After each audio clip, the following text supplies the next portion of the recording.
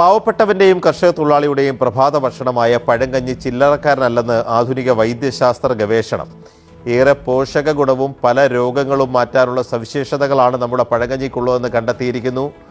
ചെന്നൈയിലെ പ്രശസ്തമായ Stanley medical കോളേജിൻ്റേതാണ് ഈ കണ്ടെത്തൽ. ദക്ഷിണേന്ത്യയിലെ ഉദരരോഗം കുറവായിരുന്നതിൻ്റെ പ്രധാന കാരണം പഴങ്കഞ്ഞിയുടെ ഉപയോഗമാണത്രേ.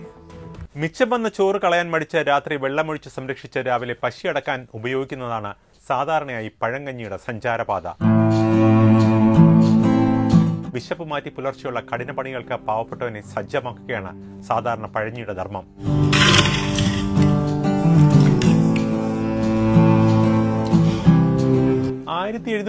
കൊടും പട്ടിണി അകറ്റാൻ സൗജന്യമായി കഞ്ഞി നൽകിയ പഴയ മദിരാശി സംസ്ഥാനത്തെ ധർമാശുപത്രിക്ക് കഞ്ഞിത്തൊട്ടി ആശുപത്രി എന്ന വിളിപ്പേര് വന്നു. ഇന്ന് ആധുനിക സ്റ്റാൻലി മെഡിക്കൽ കോളേജായി മാറിയ ഇവിടെ നടത്തിയ ഗവേഷണത്തിൽ ഉദരാരോഗ്യം സംരക്ഷിക്കാനുള്ള പ്രോബയോട്ടിക്കുകളിലെ കലവറയാണ് പഴങ്കഞ്ഞി എന്നാണ് കണ്ടെത്തിയിരിക്കുന്നത്. ഒപ്പം ശരീരാരോഗ്യത്തിന് അനിവാര്യമായ ഇരുമ്പിന്റെയും കാൽഷ്യത്തിന്റെയും പൊട്ടാഷ്യത്തിന്റെയും അക്ഷയഖനി കൂടിയാണ് പഴഞ്ഞിയെന്ന് തെളിഞ്ഞിരിക്കുന്നു. ഇനിയും കാരണവും ചികിത്സയും വ്യക്തമായി കണ്ടെത്താനാകാത്ത അൾസറേറ്റീവ് കോളിറ്റസ്, ക്രോൺസ് രോഗം തുടങ്ങിയ വയറിനെ ബാധിക്കുന്ന കുറേ രോഗികളിൽ പഴങ്കഞ്ഞി കൊടുത്ത് 6 മാസം നടത്തിയ പരീക്ഷണ ചികിത്സ ഫലപ്രദമായിരിക്കുന്നു എന്നാണ് സ്റ്റാൻലി മെഡിക്കൽ കോളേജിലെ ഡോക്ടർമാർ പറയുന്നത്.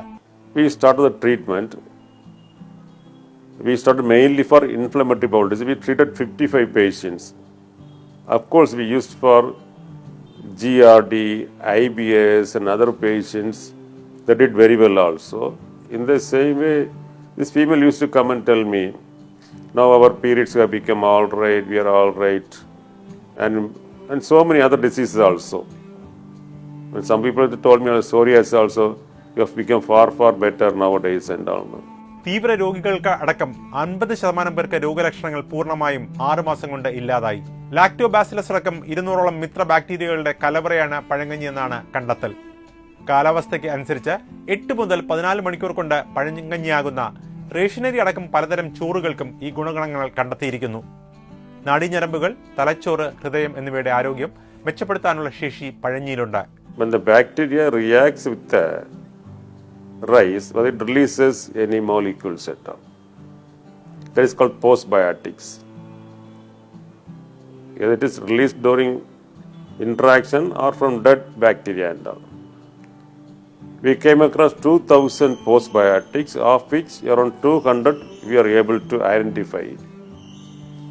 That contain plenty of antioxidants, anti-inflammatory agents, antimicrobial agents, anti-cancer agents, cardioprotective, neuroprotective and so on.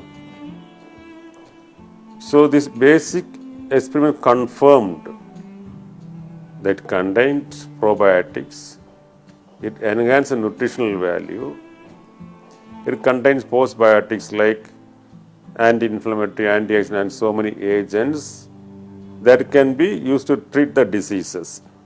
ഗുണപരമായ ആന്റി ഇൻഫ്ലമേറ്ററി, ആന്റി ഓക്സിഡന്റുകളുടെ കലവറ കൂടിയാണിത്. മിക്ക മാറാരോഗികൾക്കും സാധാരണ മരുന്നുകൾക്കൊപ്പം പഴങ്കഞ്ഞി കൂടി നൽകിയപ്പോൾ രോഗമുക്തി എളുപ്പമായതായി ഡോക്ടർമാർ സാക്ഷ്യപ്പെടുത്തുന്നു. Almost all other patients that did very well with fermented rice and rice water used to give them twice or thrice daily. They used to take. Whenever they stops the fermented rice or rice water, there will be recurrence. Of course, for complication, we did surgery. As far as ulcerative colitis is concerned, close to 30% of patients they manage with fermented rice alone and rice water alone.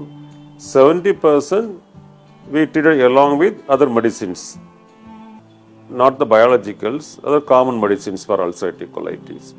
100 gram ചോറിലുള്ള 3.4 milligram ഇരുമ്പ് 12 മണിക്കൂറിലെ പുളിക്കലിലൂടെ 73.91 മില്ലിഗ്രാമായി ഉയർന്നു. അതായത് 21 ഇരട്ടിയുടെ വർധനവ്. അതായത് ഒരു ഗർഭിണിക്ക് നിത്യേന വേണ്ട ഇരുമ്പിന്റെ ഇരട്ടിയാണ് ഇത്.